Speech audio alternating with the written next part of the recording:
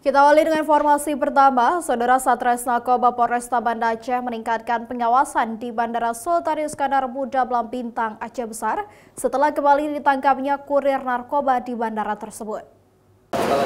Untuk mengantisipasi penyeludupan narkoba melalui bandara, pihak kepolisian Polresta Banda Aceh meningkatkan pengamanan di Bandara Sultan Iskandar Muda Belampintang, Aceh Besar.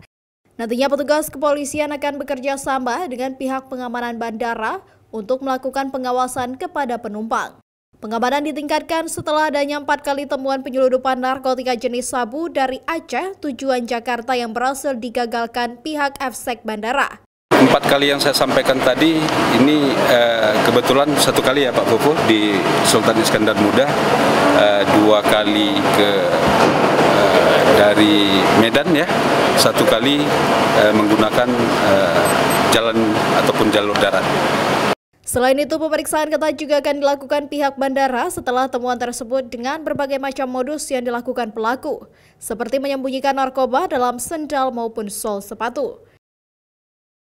Syahril, Kompas TV, Banda Aceh.